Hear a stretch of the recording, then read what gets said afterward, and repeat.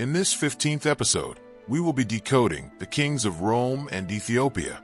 In the ancient world, two great kingdoms stood as pillars of faith and power. The Kingdom of Rome, the heart of the Byzantine Empire, and the Kingdom of Ethiopia, the guardian of the Ark of the Covenant.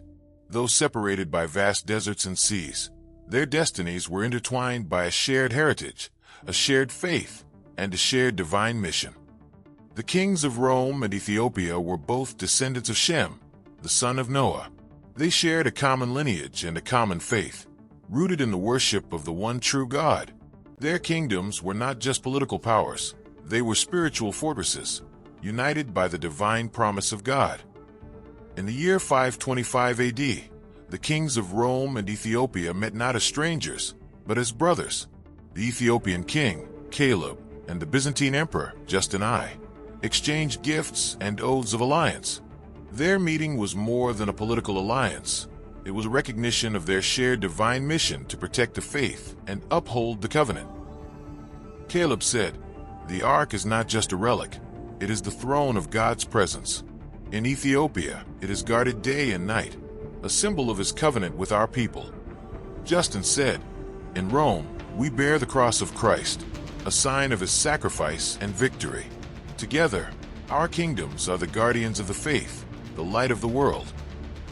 Their unity was a testament to the enduring power of faith. Though their cultures and lands were different, their devotion to God bound them together as heirs of a divine promise. Through wars and peace, through trials and triumphs, the kings of Rome and Ethiopia remained faithful to their divine calling. When the Persians threatened to extinguish Christianity in the east, Caleb of Ethiopia led his armies across the Red Sea to defend their brothers in faith. In Rome, emperors like Justinian built grand churches and codified laws to protect the faith and its followers. Caleb's victory in Yemen was not just a military triumph, it was a spiritual one. He restored Christianity to the region, ensuring that the light of the gospel would not be extinguished.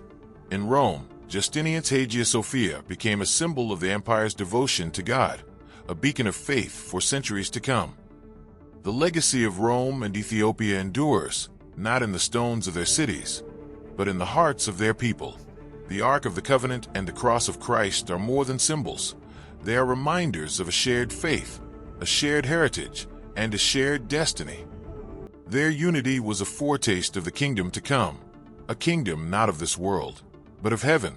In their devotion to God, the kings of Rome and Ethiopia pointed to a greater king, whose throne will endure forever. And so, the kingdoms of Rome and Ethiopia stood as beacons of faith in a world of darkness.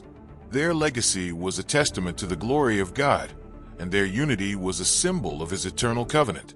For in the end, it is not the might of kings or the splendor of empires that endures.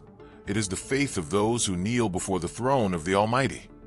In episode 16, we will be decoding the war against the Jews of Negrin. If you have found this video interesting, make sure to like, subscribe, share, and hit the notification bell to be informed of our next episode. See you on our next episode.